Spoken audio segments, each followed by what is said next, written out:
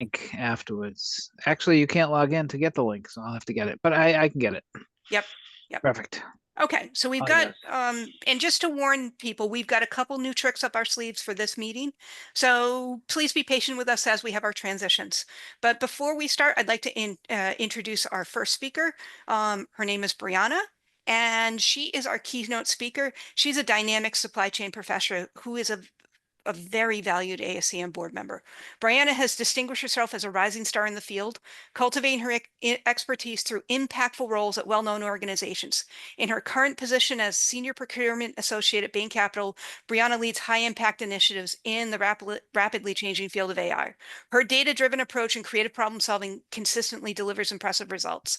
Brianna's impact extends beyond her day-to-day work. As a board member of ASCM, she actively contributes to the evolution of the supply chain industry and was a key contributor to tonight's program. Her commitment to giving back is equally inspiring, from mentoring young professionals to supporting educational programs to rescuing and rehoming dogs in need. Attendees are sure to be captivated by Brianna's breadth of knowledge, collaborative leadership style, and unwavering dedication to elevating this field. Please join me in welcoming Brianna LaGuardia. Thank you, Maggie. I appreciate the introduction. I'm happy to be here. So hello, and thank you everyone for being here. Before I get started, I do have a few slides I'll share. I'm mostly going to talk through, but there's a few things I wanted to point out as I go through. So hopefully I'm okay at multitasking tonight. But thank you for everyone for being here. As Maggie said, my name's Brianna, and I'm excited to share my journey with you tonight, along with the lessons I've learned over the past 6 years since graduating from Bryant University and after making 3 career transitions across several diverse industries. I graduated from Bryant in 2019 with a concentration in global supply chain management. To my surprise, and to those who know me well, I landed my first job at an energy company, and I'm still laughing at it today, specializing in electricity, natural gas, and clean energy delivery. This opportunity arose through a networking event that I had attended during my senior year. At the event, I had the chance to meet a vice president of procurement, and what was meant to be a brief roundtable discussion turned into an entire evening spent talking with him. I shared my skills and career aspirations while he listened closely, ultimately suggesting that I would be a great fit for a role on his team.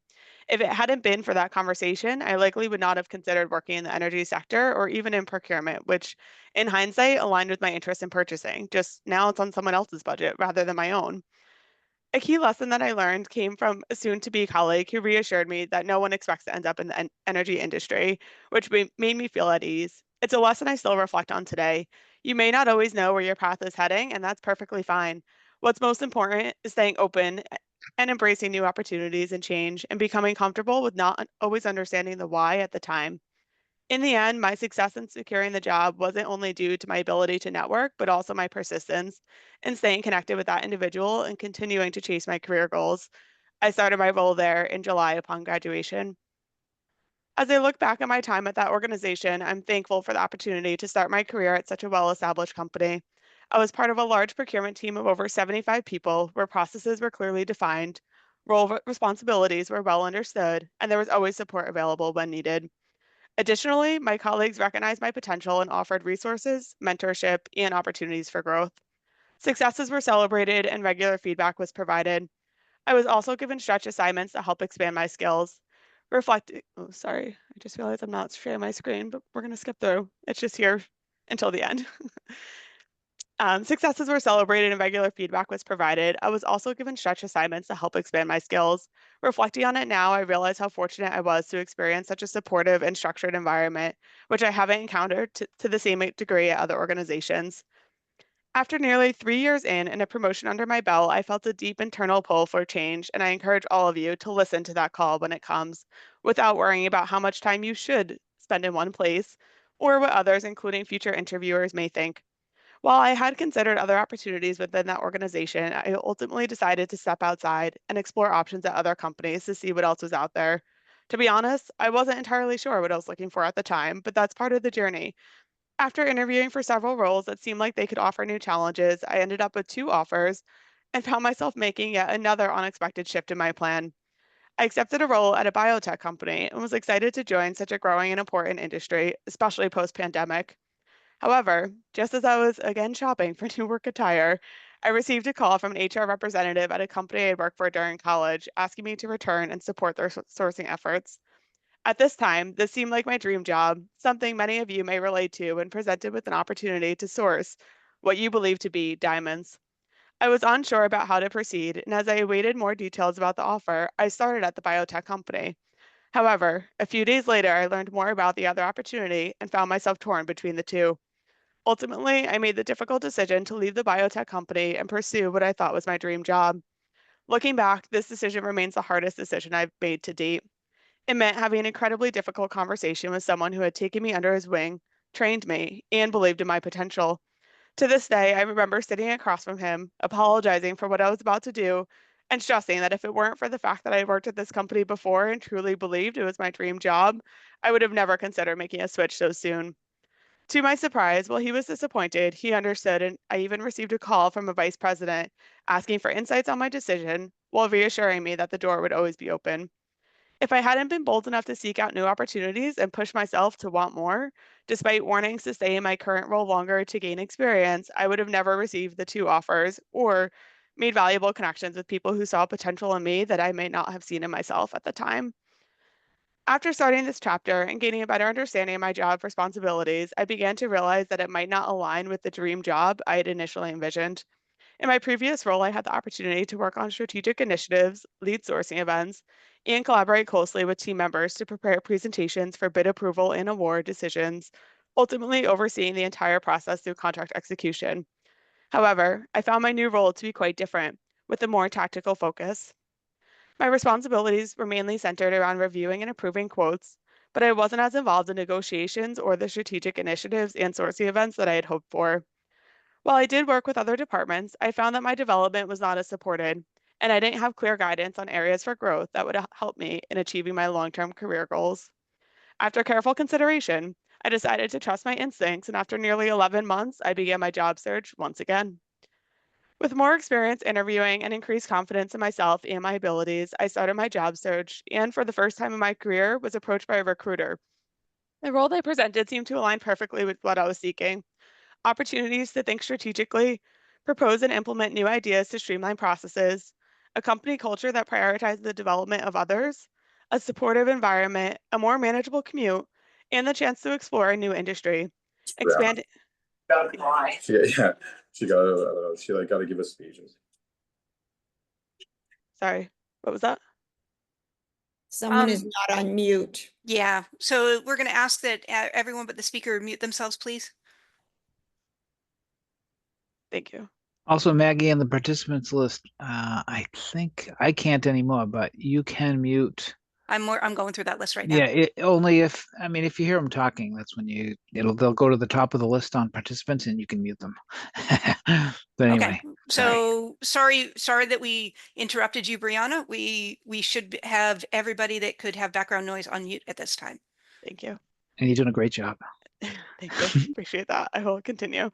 And that allowed expanding my understanding of supply chain functions and the unique challenges in different sectors. Fortunately, I was able to manifest this opportunity, successfully interviewed, and received an offer from a private equity firm.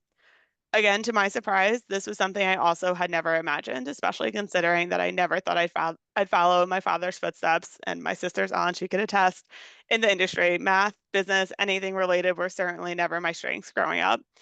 I am truly grateful to have found everything I was looking for. In my current role, the work is much more strategic and involves critical thinking, problem solving, and idea generation. It also requires collaborating with various stakeholders, working closely with legal teams and suppliers on the contracting process, and gives me the chance to lead sourcing events and pursue stretch projects. I've discovered a true passion for managing these projects, and particularly in helping develop and build the confidence of younger colleagues, guiding them as they advance in their careers. Additionally, I receive support and constructive feedback that is helping me grow and move forward within the firm. This environment challenges me, but it also motivates me to succeed more than ever, knowing that there's potential for growth and that others are rooting for my continued progress. To reflect on, let me change this here, 1 second. To summarize key considerations when attempting a job change, I recommend taking time to reflect on your core values, what matters most to you, and what might be lacking in your current career that's prompting you to think about making a switch. This self-reflection will help ensure that your next move aligns with your goals.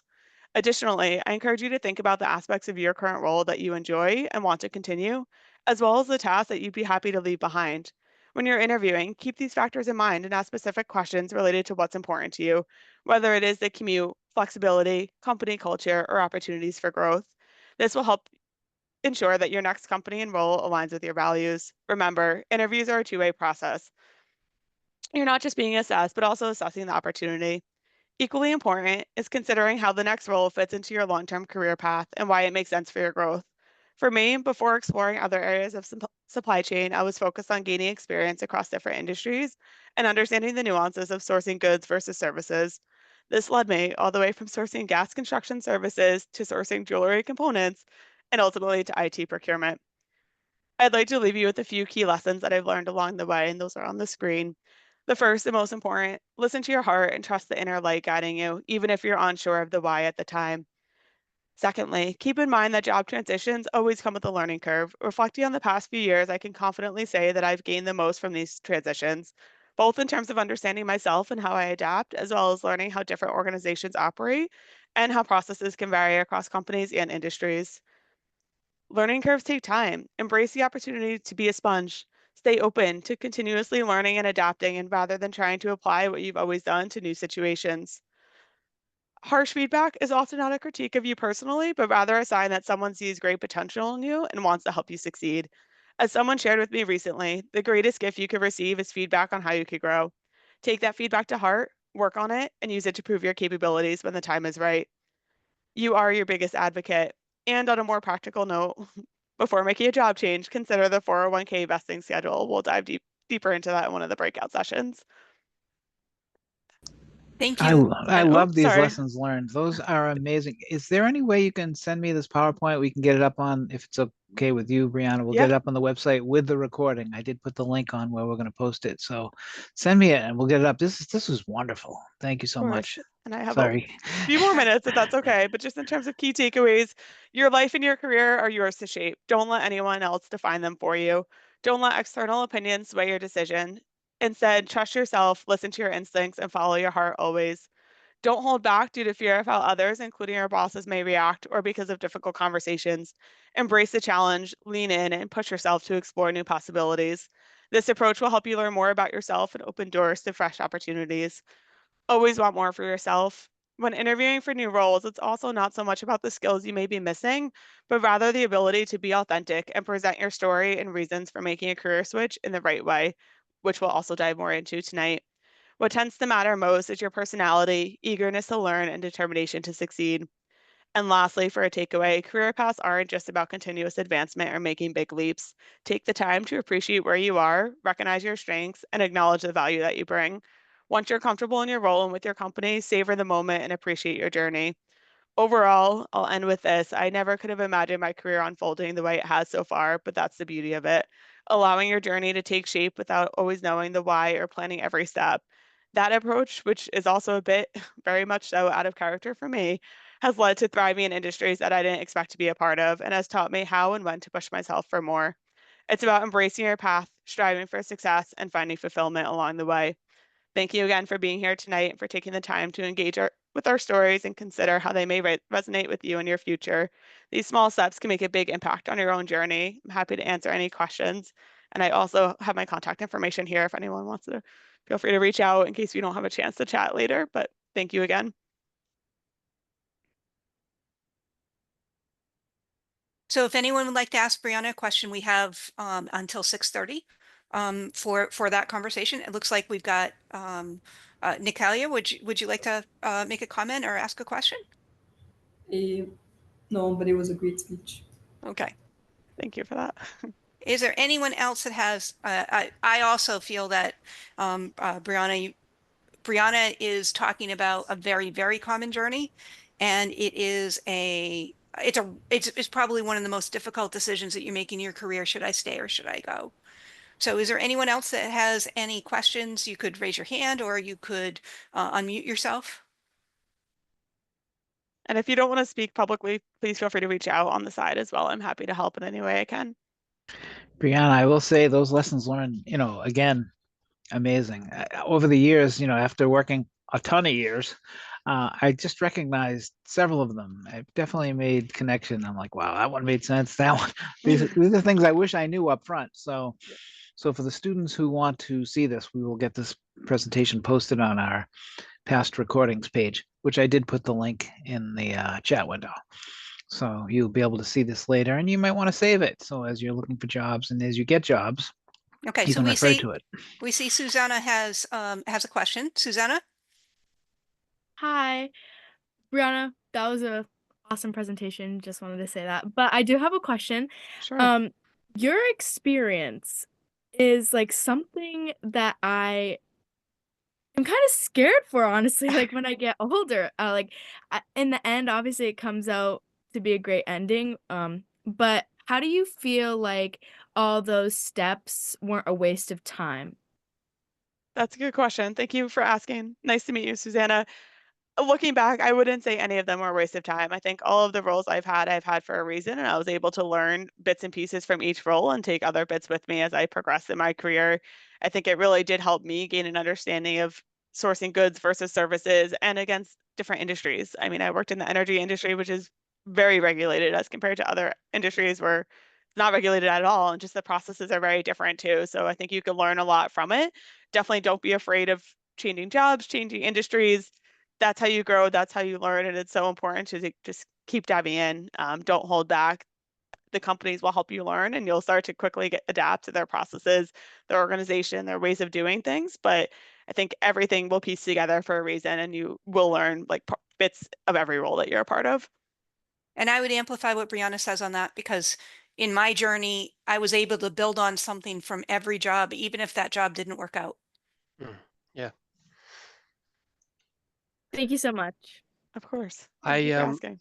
I recently, recently in June last year, was part of a large wave of reductions. And I had worked for my company for 39 years as a direct employee, a couple of years as an indirect employee.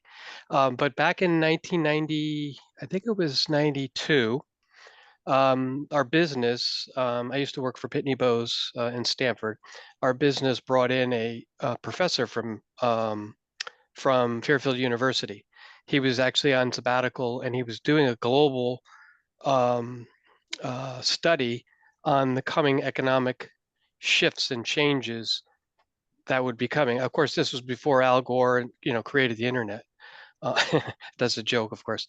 But he was telling people now, and I'm in a room of about 400 people. Most of the people in that room had 30, 35, 40 years service with Pitney Bowes, one company. And basically he said, he asked people, how old they were, and went by brackets, starting with, 65 and then coming down. And as he was asking the question, like, how many of you have worked for, this company for X number of years? And hands would drop and drop. And he said, just so you know, if you're 25 years or younger, you're going to have a minimum of 2 major career shifts. Gone is the day you're going to start with a company and work for that company basically for your life.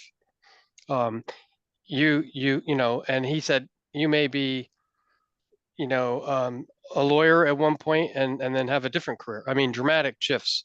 Now, of course, this was 1990, lots changed, but the reality is many people literally have to change total courses because an industry just goes away with the global economy the way it is. So I really appreciate the topic and the discussion.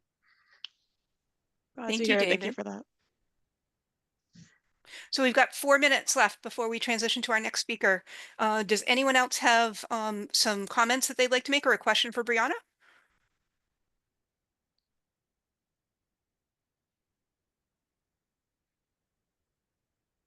If there are no more questions, we will introduce Brian.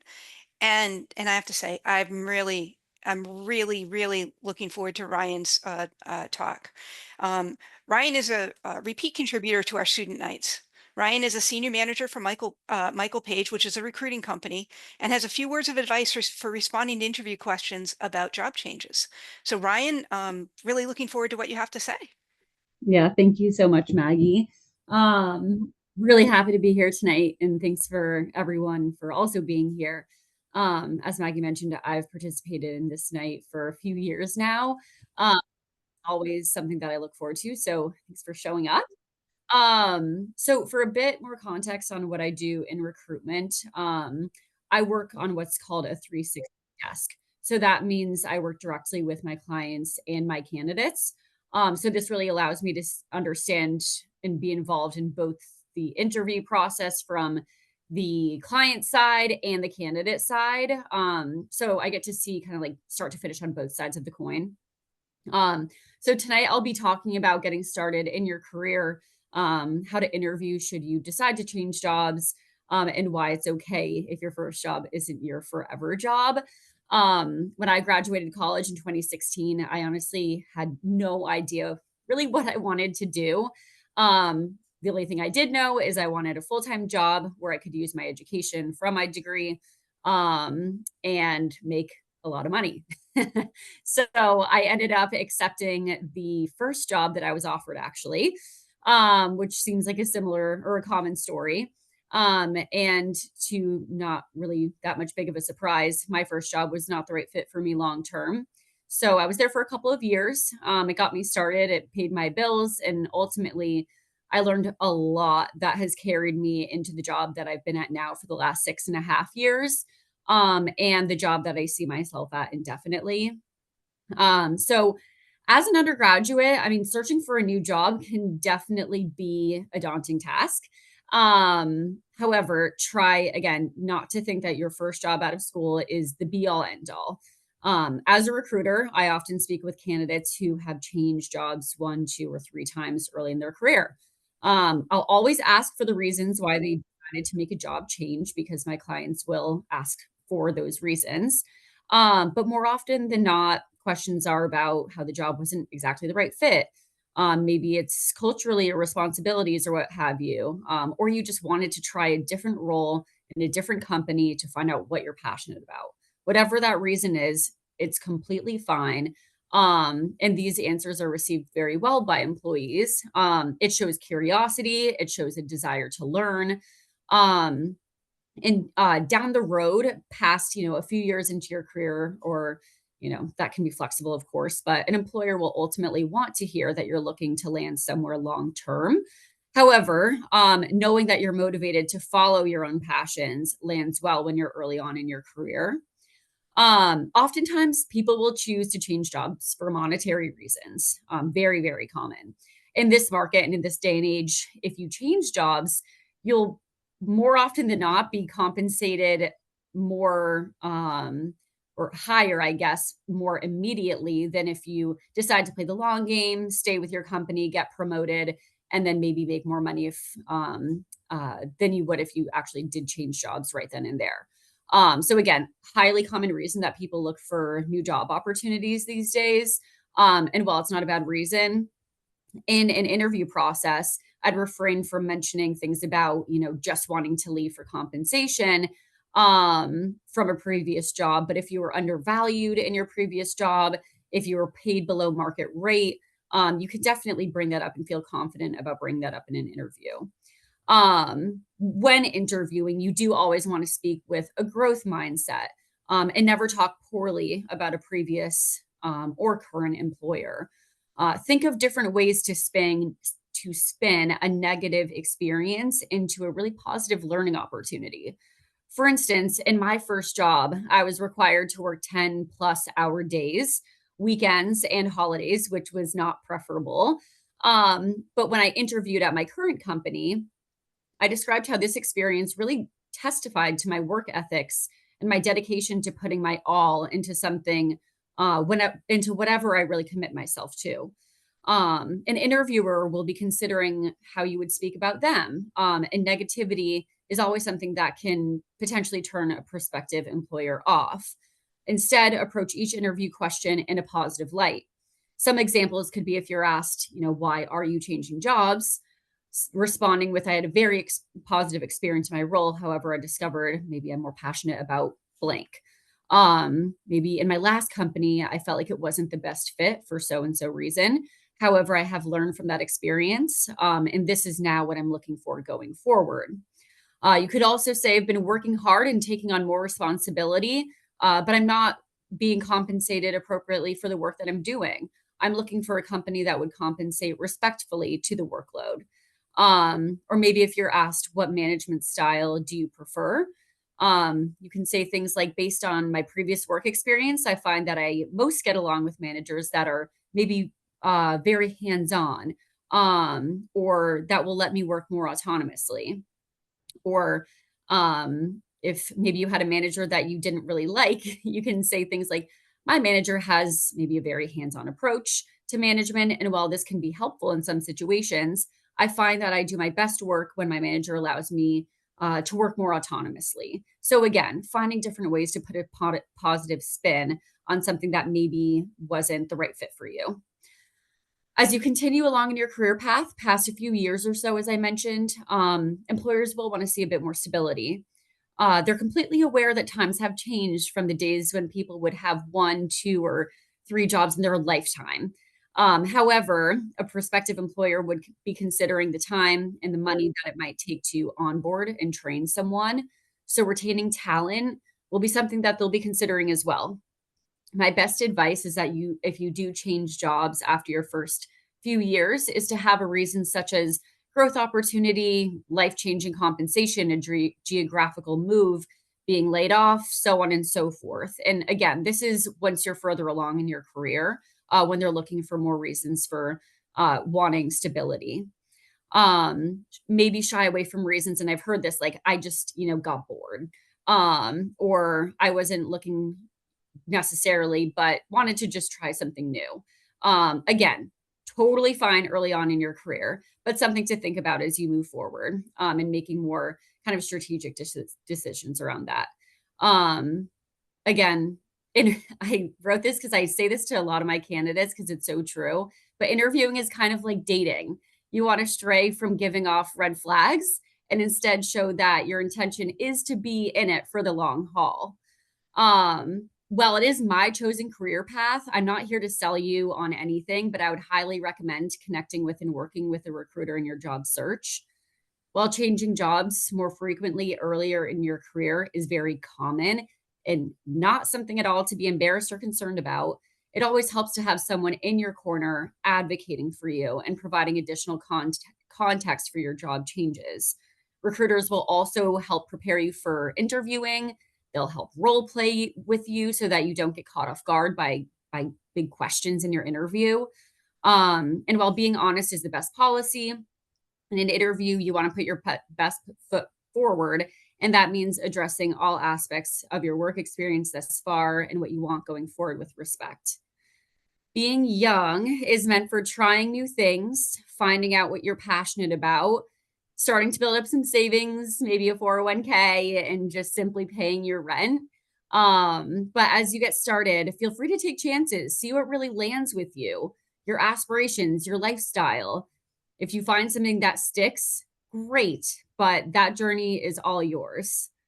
So thank you. Thank you, Ryan. That was great. Is there anyone that has any questions for Ryan? It looks like Angelo. Yeah. So just curious. I've in my career 27 years, so very established. But for all the new people, how many interviews is it kind of taking on average for them to land the job? Because I remember, you put out 100 resumes, and sometimes you're lucky to get 3 responses back. So maybe things have changed. Yeah. So in terms of how many interviews, like with different companies, not just like one process. Yeah. Yeah. I mean, that can definitely vary. It's hard to kind of put a number on it. I talk with candidates who say they've applied to 50 jobs and still haven't heard back or haven't landed anything. I work with candidates where I send their resume to my client and they get the job. So it can totally vary. Again, I think sometimes it's tricky when you're applying, say, via Indeed or LinkedIn. You'll see on there that 100 other applicants have applied to that job. So it's, harder sometimes to have that land when what I do, and again, if you can work with a recruiter, you don't have to, but When I work with my clients, I send the candidate directly to the client, provide a proposal of their candidacy to my client and why I think they would be a fantastic fit, giving them a bit of a leg up, maybe against all of the resumes that are getting put through in an online portal. So there's different ways that you can go about applying for jobs, which might help move the process along quicker. But yeah, it's every day I talk with candidates that could be a range from 1 to 15 different applications. You know, it just kind of it changes all the time. Yeah, I would say that especially now, the environment now is a lot of, I don't think smaller companies, but certainly middle to the top end companies. A human eye isn't even looking at your resume. It's all being done via AI. So if you don't have the right keywords, I mean, there's actually a whole process to go through. But once you connect with I mean, I have found a dramatic shift and change in my process over the last few months, connecting with with a recruiter. I mean, getting an interview on the first shot. I have a follow-up interview happening in 2 weeks. So, I mean, it's Nice. definitely worth it. It's definitely worth it to have somebody in your corner, so to speak. Absolutely. And so the entry level individuals that I mentor, if they're working with a recruiter, they're usually working with a recruiter that is hired by the company that Hmm. that sources a role, or there might be someone that is in a contract role because a company is scaling up really, really quickly.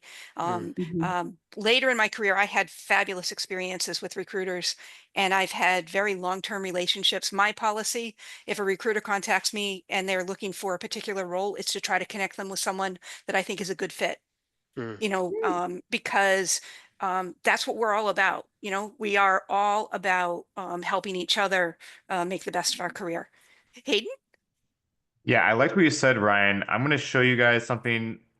If you don't know who I am, and you're a student right now, I was exactly where you were 1 year ago. I was applying to jobs. I have the data. I applied to 100. And if it's in green, it means they accepted me. If it's in yellow, it means that they uh did not get back to me. I'm still in the interview process and they never continued it. Red means they never responded to me. So the data, what I had was about 50% are just not, they're not going to respond to you. And you're going to get a whole bunch of interviews and it's about 20% you're going to get interviews and they're going to deny you. Um, and then you're only going to get accepted for about like 1 to 5. And this is that was my journey. You're gonna interview different, and you're gonna apply differently, but that was the data I have.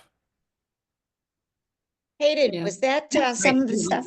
Was that some of the stuff that was suggested by your school career services department? Did you ever use them?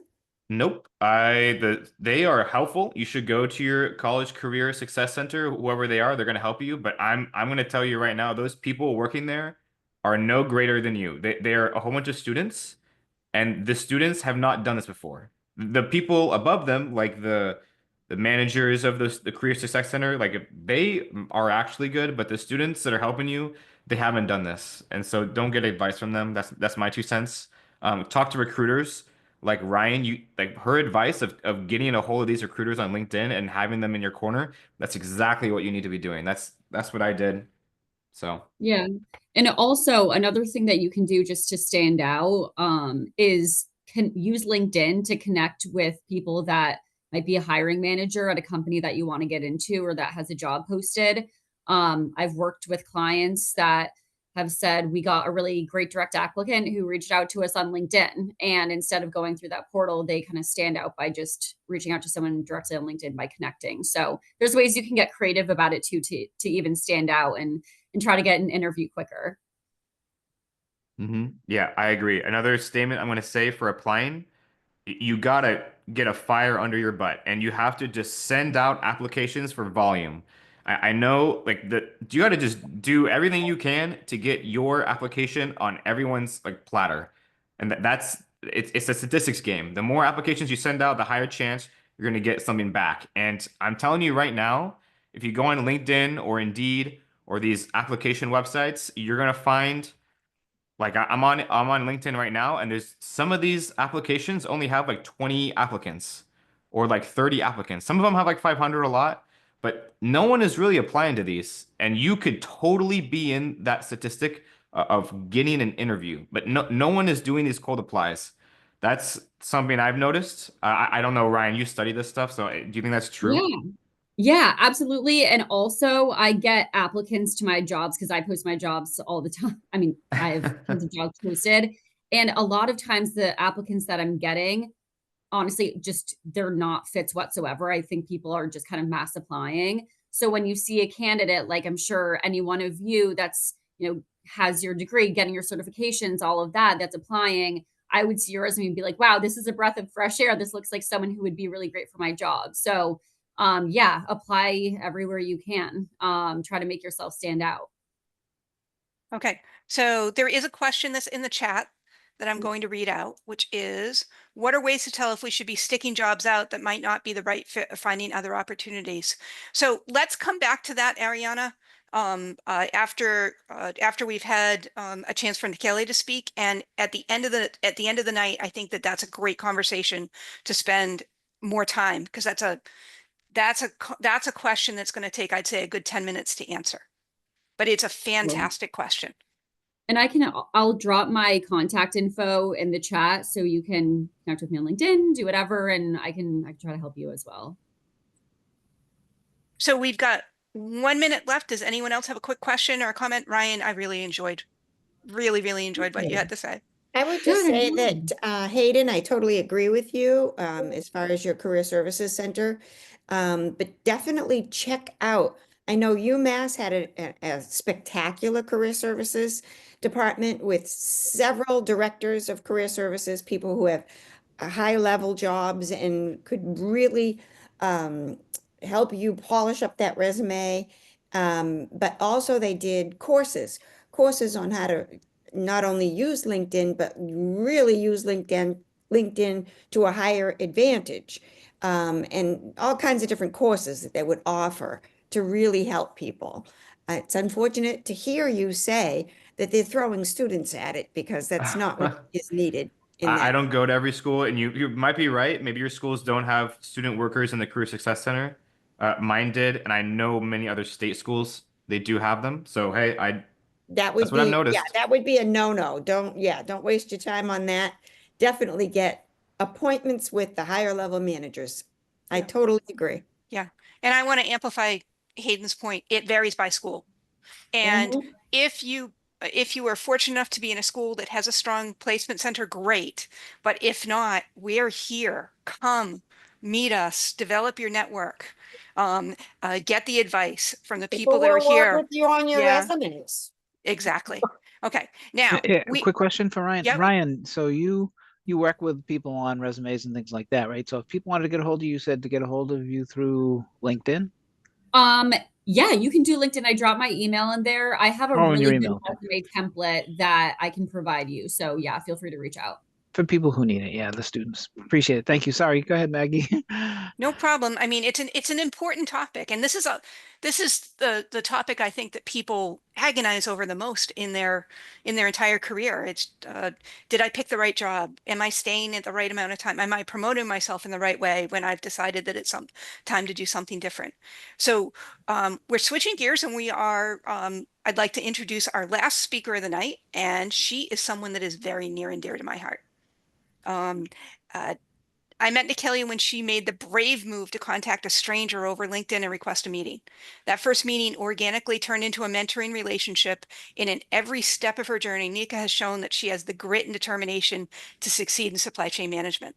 Nika is a recent graduate of Northeastern University. I'm sure you're going to enjoy hearing all about her journey so far. So, Nika? Hi, everyone. Thank you, Maggie, for that. It's nice. My name is Nikalia, and I'm very excited to be here today. Thank you all for joining this call.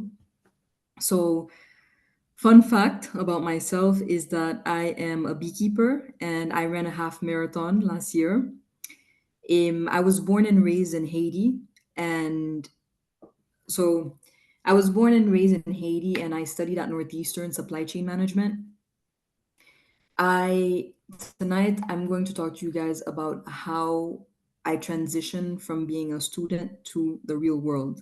And I'm sure most of you guys, especially senior students, are probably feeling the pressure of just like figuring out like what you want to do and going through the application process. So I'll tell you a bit about my story and hopefully it can like inspire you or you can use some tips as to how I did it. And so in the next 2 minutes, I'm going to, can you guys hear me correctly? I can hear you, but I'm having some a little bit of Hello? internet trouble. It's ahead, not Nika. it's not on your end, Maggie. It's Okay. definitely on. Anyway, sorry, go ahead. Nika, why don't you turn off your video because it'll give you more bandwidth. Okay, let me do that. Okay, sounds Okay. good. What about now? Can you guys hear me correctly? Perfect. Okay. Okay, should I restart or you guys are good? I start from where you're comfortable. Okay, sounds good. So basically, I studied at Northeastern, and just let me know on chat if you can't hear me, but let me continue. So I studied at Northeastern University, supply chain management. And tonight I'm going to talk to you guys about my transition from being a student at Northeastern to the real world. And I'm sure a lot of you guys are going through that process of applying and you guys are probably feeling the pressure. And so in the next 2 minutes, I'll talk to you guys about how I approach my application process, how I found a mentor through that process, and also how my jobs allowed me to choose a career path that I'm currently doing right now. So when I was a senior at Northeastern, I put a lot of pressure on myself. I had a lot of high expectations of myself, but not only that, I felt like my family had a lot of high expectations from me. Especially that my parents had funded my whole college experience. And I felt the need to find a job that would make them feel that their investment was worthwhile. And so I started applying to different jobs.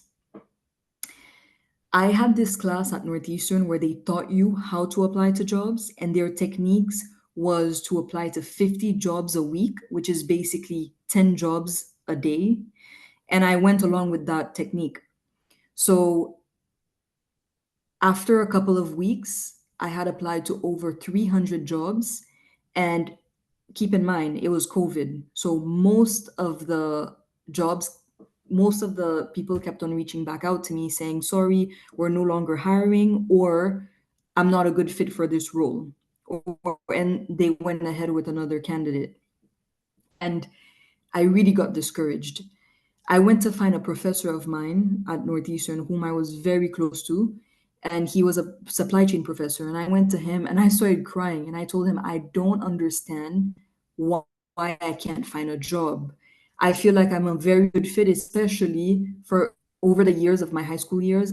Every holiday, whether it was for Christmas or summer, I would do internships or part-time jobs. And then when I went to university, I did co-ops. I even did a job. So I felt like I could, but I just didn't understand why I wasn't getting it. And my professor told me, Nika, it's a scam. Can you hear me correctly, guys? Yes. Yeah, okay, perfect. I just wanted. So he said, it's a scam. And I started laughing. I'm like, what do you guys mean? What do you mean? And he told me, in reality, the way that it works is that when you send out your resume and you apply for a job, it's machines that are screening your resume to find those 10 key words that they want in the resume.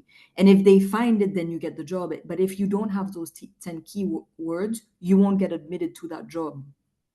Even if you are a better candidate than somebody else, the fact that you didn't have those 10 keywords, you're out. So he told me the way you need to go about it is to network with people from your university. And I started laughing because I told him, in reality, the people that I met at university, most of my friends are in the same situation as me. We're all applying to jobs right now. So they wouldn't be able to get me the job or help me find it, you know? And he told me, no, Nika, listen up. The way you're going to do it is think about it. At Northeastern, there are over 100,000 students, people who went to Northeastern, right?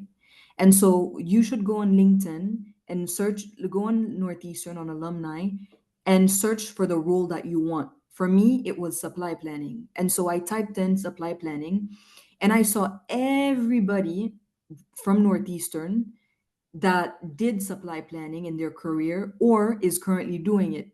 And he told me, look at their profiles and see which ones that you admire. So look at those that are very appealing for you, something that you wouldn't mind doing in your career path as well, and reach out to those people. And I told him, but I don't even know them, so how could I reach out to them? And he told me, but that's the point. The fact that both of you guys went to Northeastern, that's your icebreaker. You guys slept in the same dorms probably, or you went to the same cafeteria. Just reach out. And so I went along with that technique and I started reaching out to people. So instead of applying to 50 jobs a week, I started reaching out to 50 people a week. And out of those 50 people, I would get 2 people who would respond back.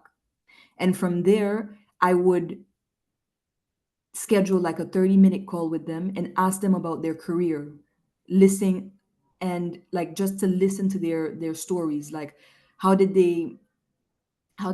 what led them to that current position, what do they most and least like about their position. And through that, I was able to find a mentor who's Maggie. She's currently organizing this event tonight. And Maggie took me under her wing and she guided me through the application process, through the job hunting, through interviewing, even my job that I currently have. Whenever I have questions, like doubts or feeling anxious about something, I go to her because she's far along in her career than me and she's been in supply planning, so she knows how it works. Not only that, but through networking, I was able to find the job that I'm currently in right now because I got a referral from it. So the first job that I landed was in the pharmaceutical industry, and I got it after a co-op, which is basically a paid internship, and they took me post-graduation, and it was a great experience. But most of all, it was an experience that taught me what I didn't want to do. I felt like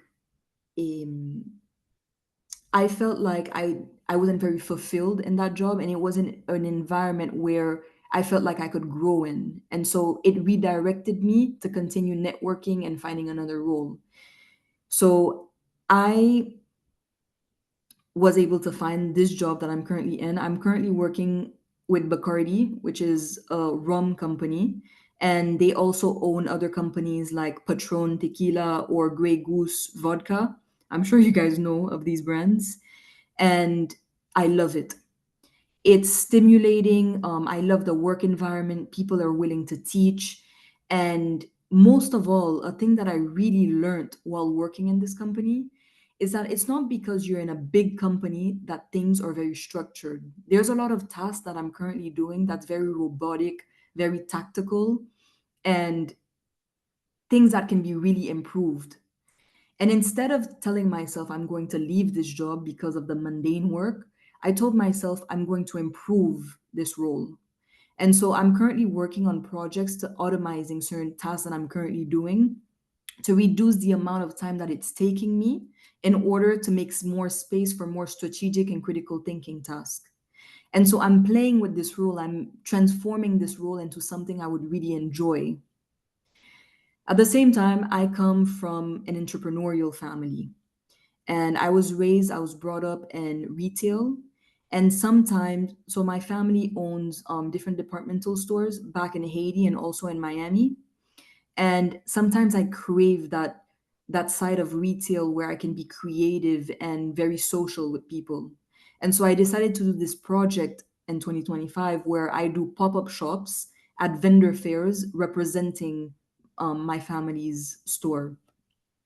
And it allows me to express that creative and social part of myself, but at the same time at Bacardi, I can get that technical side of myself. So those two together allows me to express different parts of my personality.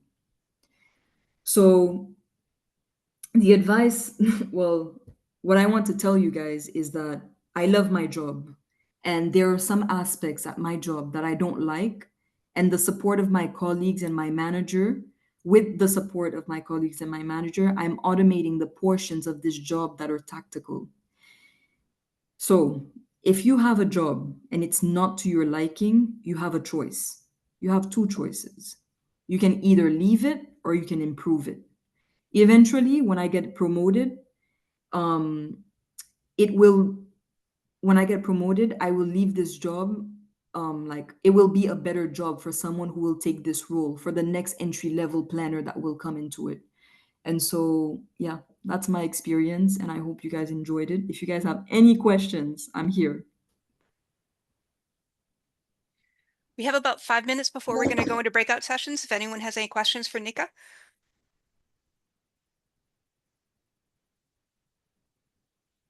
Excellent hearing your story. That was really good. Yeah, maybe one thing to reiterate what you said, which I really liked, was make the job how you want it. Most Yeah. people think I just have to be quiet, put my head down, and just do what I'm being told. No, once you're in that job, improve it. Look to automate it. Look to take on, if you make that automation and you have more time, projects. If you like to do projects, make the job a better experience for yourself and the next person. So I really enjoyed what you said there. Thank One you. thing I'd like to reiterate that she shared is I used to tell my students all the time, people love to talk about themselves. All you have to do is get somebody talking, and then you don't have to do much talking yourself. But when you go to someone and you ask them to tell you about their careers, they can't tell you enough. They can't help you enough. And you rob them of the opportunity to help someone. So don't feel funny about asking. People love to be asked. Also, just another thing going off of that as well.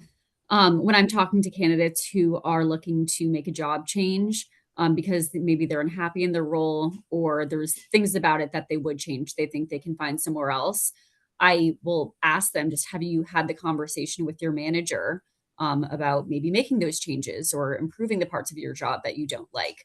And typically they'll say, no, I haven't done that. I don't want them to know that I'm like unhappy or wanting more or something like that. But when I encourage them to have that conversation, more often than not, they're like, oh my gosh, wow, like, yeah, they're allowing me to do this now. And so sometimes it just takes a conversation to be able to open up your job and create it into something that you really like and want to stay at. If you're a valued employee and you're doing well on your team, they're not going to want to lose you. Right. So they'll work with you to make to help make you happy.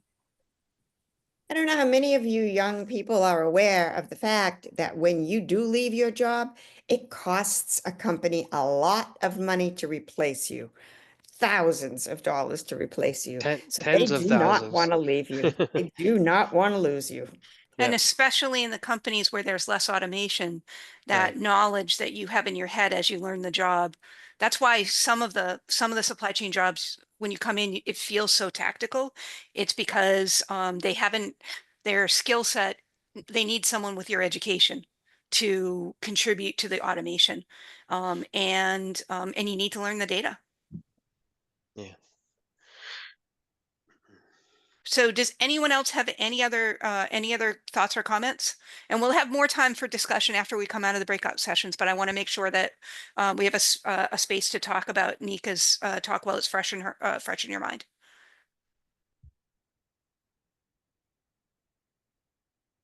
Maggie, in the breakout rooms, when you're doing that, you may want to hit pause on the recording. Don't stop it, so we don't have two recordings. But see if you can pause it, because I don't think it can tape all of them at the same time, and then restart it. That's a good idea. So and now for the individuals that are facilitators, does anyone need a copy of the facilitator guide? I can post that in the chat if needed. Resuming the recording here. So what were the takeaways from your time in the breakout rooms? What did we learn?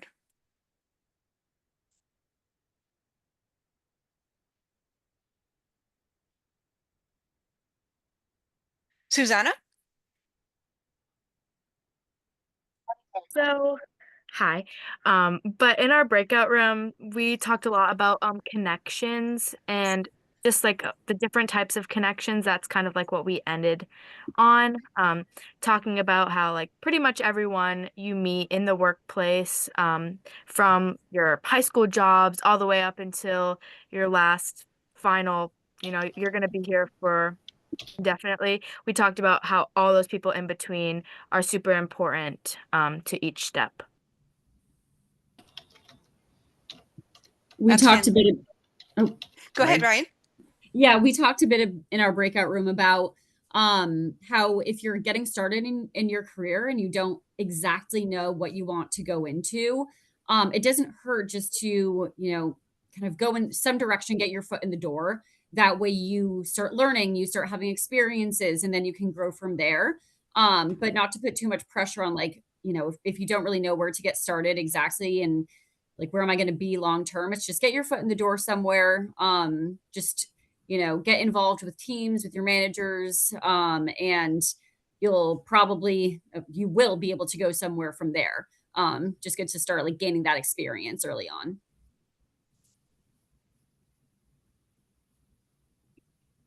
Are we Does going, anybody? are we going around figuring out what was said in each group? Because We're I'm just looking. facilitating. So Karen, do you have any feedback from discussions in your room? What we did is we had Chuck with a little bit of experience in his field, a totally different field, but how many times he has reinvented himself. I never got a chance to mention how many times I've reinvented myself, but I certainly have as well. And then we also spoke about where each student is in their collegiate career or have their graduate career. And that was very interesting. I got a question towards the end where I would like to share a couple of really short stories when when we're towards the end here and if we have some time. Okay. Does anybody else have, Hayden, any takeaways from your breakout room? Ryan stole my thunder. She was in my breakout room and she killed it. Fantastic. I'm going to make sure that make sure that you work harder the next time you come. I know. Yeah, you got to pay me more, Come on. And how about you, Carla? Anything we would want to share with the rest of the meeting? Well, the students in our group were pretty quiet, but I think they were just, hopefully taking in all of the pearls of wisdom that Bridget and the rest of us were hopefully doling out. But we talked a lot about timing and, all of how every part of your benefits is affected by timing, and just making sure you're prepared for it. Fantastic. So before we come back to Karen's comments, and it sounds like it's going to be wonderful, I want to come back to Ariana's question that she asked before the breakout sessions. And so for past and current speakers, that would include you, Hayden.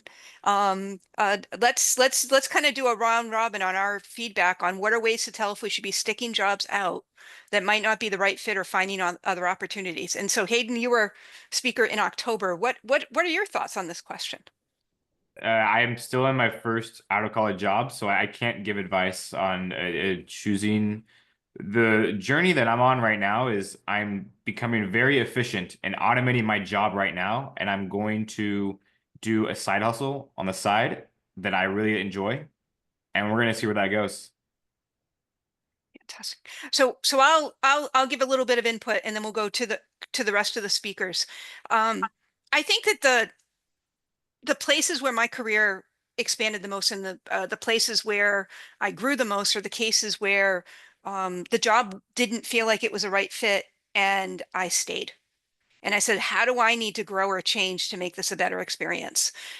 With that said, if you have a manager that isn't communicating with you, if you don't have a clear set of guidelines on what the job should be, And if you know beyond the shadow of a doubt that this isn't what you want to be doing, if you're trying out different roles in early in your career, those would be things to think about moving to the next job. But it is worth it. It is so worth it to find ways to identify what's not working and try to make it better. Don't underestimate the skills that you're bringing into the job with your recent experience in terms of technology and things like that. And it is difficult very early in your career to have the right time scale or the right expectation. It's not going to change in a week. If there's something that you don't like about a job, sometimes if it's an automation type of project, it might take 6 months to automate that part of the job. So that's my perspective. I always found that I got more value from staying and trying to grow. But what are your thoughts, Brianna? I think I'm very different. I think I'm the opposite. Mhm. It's a good question. I think we all have different views on it. I think in my experience, there was a point at one of my jobs where it did get, I would say it wasn't the best environment at a point. The project wasn't great that I was working on. I was waking up miserable. And at that point, I'm like, I'm too young to be waking up, like dreading going to work. I had other things going on in my life as well. But I really wasn't happy with the work that I was doing and what I was working on. And I think that's when I decided to make the switch.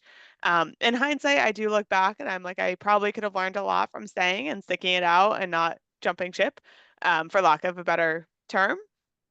So I think I feel I'm mixed there. But also when I was leaving another job, and I thought a lot about this. There was a lot of time and energy that went into this decision, but the more I was thinking about it in my mind, it's my future. I didn't want to let time go by when I didn't feel supported. I didn't see the room for opportunity for development. The values weren't aligned.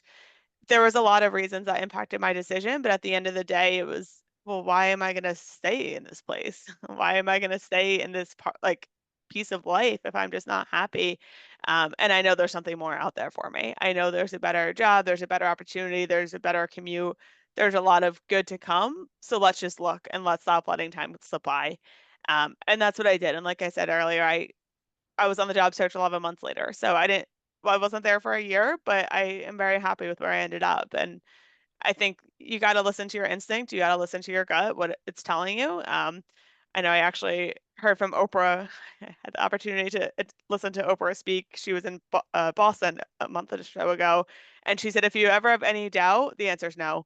And I think that made me think a lot too. If you're thinking too much about it, if you're really unsure, don't do it. But your gut will lead you in the right way. So I think it's really a personal choice, personal preference, but I don't believe in and I don't even know what the right time frame is now, but if it's, you have to stay for a year, you have to stay for a year and a half, 3 years, whatever you may hear, I don't necessarily believe in that just for the experience sake. So Ryan, what are your thoughts? I mean, this is a topic I bet you talk about often with people. Yeah, absolutely. I mean, I would honestly sit like right in the middle. I think that staying and learning as much as you can and finding your way through challenging times in a job, it helps just build that experience to bring with you to another job because not everything is going to be smooth sailing. But at the same time, it's important to know your limits, have your boundaries and kind of your list of things that you're willing to accept and things that you are, if they're not going to change, you know when to walk away. So being able to really just understand what is important to you is really important too. So, I mean, in what I see these days, a lot of times, and I work with more like mid-level to senior level candidates. And so at that point, my clients are looking for people who are staying longer and having those experiences of working through the tougher times and coming out the other end or improving processes and seeing projects through and what have you. So yeah, it really depends. But if you kind of like what Brianna was saying, if you're miserable, if you're waking up every day and you don't want to go to work, that's when I would say it's time to look for something different. If you've had that conversation with your manager, things are not going to change. There's no room for growth. They're set in their ways and there's not going to be any continuous improvement done, then maybe it's time to start looking. But you kind of have to have that moment with yourself of reflection and make that decision. So It's a big decision, but it's one that you just kind of have to reconcile with yourself in the end. Ryan, is it still better to look for a job from a job? Oh, I would say it depends on your situation. If you can leave the job, that's great. You can spend a lot of time, in your job search, but then you just run the risk of having, a bit of a gap there if you can't find a job. So if you can stay at your job and run that search, then I would recommend doing that. But again, I've worked with people who are miserable and they're like, it's not worth it for me to stay, and have left. And that makes perfect sense to me. And when someone's looking at a resume, is it best to not have gaps? Is it best to have at least a year or 2 or 3 per job? Is there any rule about that? There's no rule. It will depend. I have some clients who call 2 years job hoppy. I think 2 years is fine in the times that we're living in right now. So that it just depends on where you're applying. But it also depends on the reason. If you have job hopped, but for good reason, that can make all the difference. With a gap, again, it's for good reason. I had people with huge gaps during COVID, and obviously there was reason for that. Or people who took time off due to family reasons, or to travel and gain experience traveling. Again, it helps to have someone advocating for you to tell the company this is why they had that gap. But as long as there's a reason for it, it's not like you're just kind of hanging out on your couch, then you should be Yeah. okay. I worked for a company who did cross training, and every 2 years they expected you to be moving on and learning something new. Interesting. So that was great. That was Yeah. really great. Okay, thank you.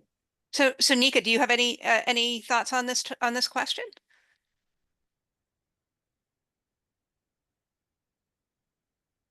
We might not have some sound from Nikelia at the moment. So anyone else have any other comments that they'd like to share, any feedback? Because we are now at the point of the meeting where we would do some networking. How did people like the breakout rooms? Did they feel that having the smaller group made it easier? I'm especially interested in the student feedback. I think it makes it more comfortable to speak and actually like say what you're thinking in a smaller group. That's good feedback. So we'll continue to do that as part of our programming then. I agree. It was definitely more informational and gave us the opportunity to get on a one-on-one level with the speakers, which yet again provided more insight and also allowed me as a college student to build that confidence that there are people like me and that this is somewhat of a universal experience and we're not alone. You are definitely not alone. And that's why we do these sessions, so that you're not alone and there are people that really care about your success. And you don't just have to come only for student night, come to, the meetings regularly and, talk even afterwards. People usually stay on. Yep, And good point. always That free networking. student membership, right? Sign up for that. It's free. Yes. Yeah, and there's always That's something you networking should put on your before. resume, that you're a member of ASCM. That should be on your resumes. Absolutely. And there's always networking before and networking at the end. And then you can ask someone, can I call you? Can I,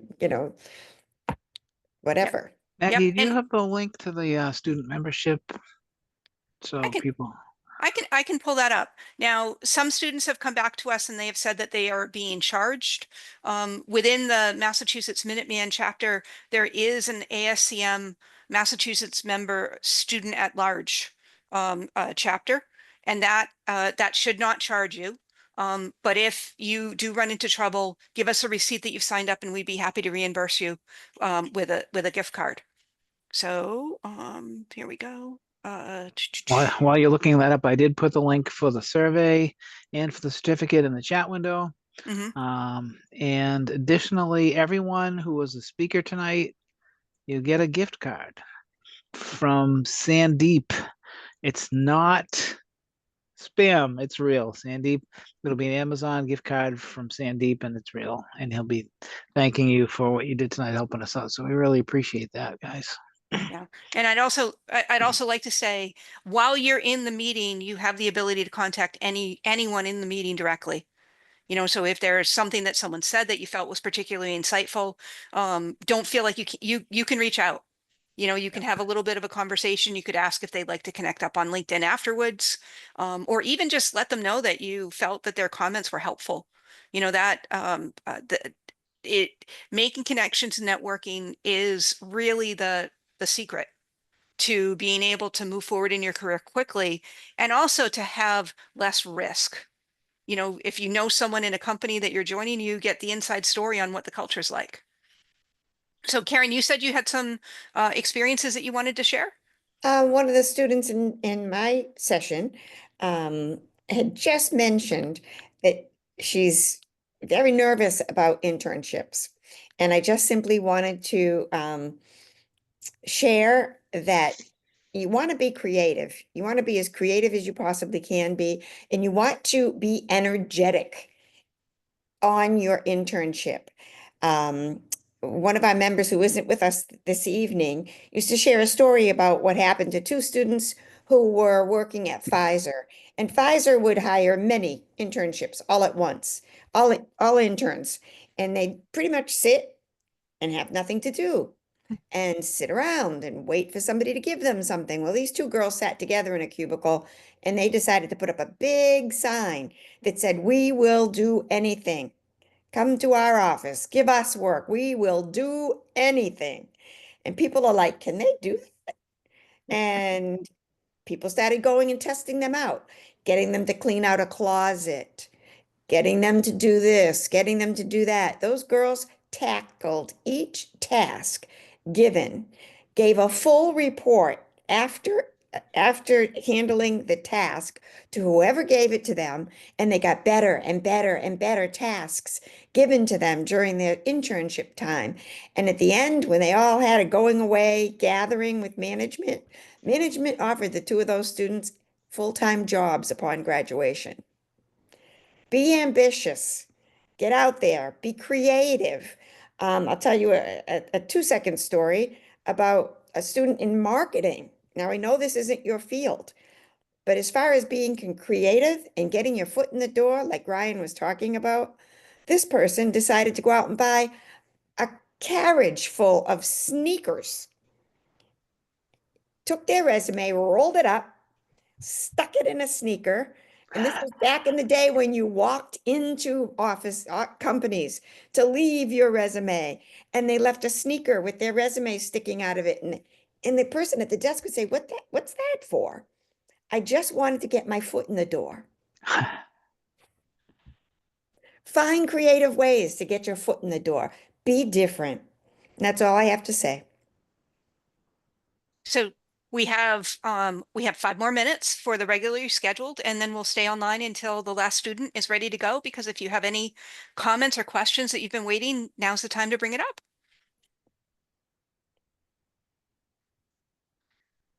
I do see a comment in here from Hayden that says, "My department will be hiring an early career candidate in May, June. Connect with me on LinkedIn and keep an eye on my feed." So you guys take a look. Students that are still online, you get a bonus link from Hayden.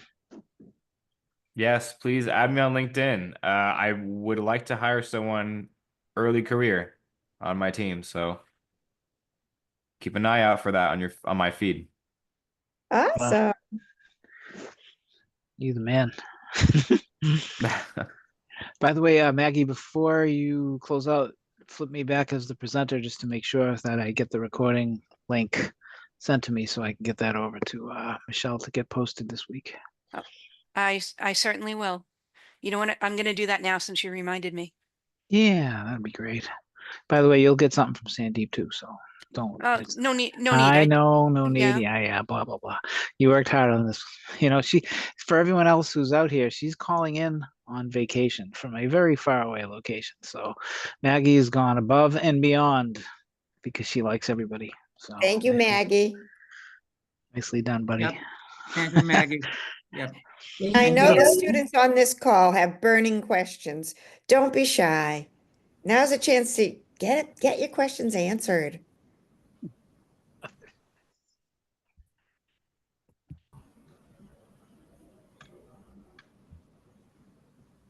I know, get it now, because later you guys, the students will be like, oh, geez, I should have asked while I was on there. In fact, you know what? Maggie, stop recording, and then anyone who's shy can ask without the recording on, and then there's no proof. Well, I think that you now have the power to stop the Oh, recording. okay. Yeah. Great idea. Okay. Let's see. I Yeah. hit stop. All right. So thanks to everybody as I hit that.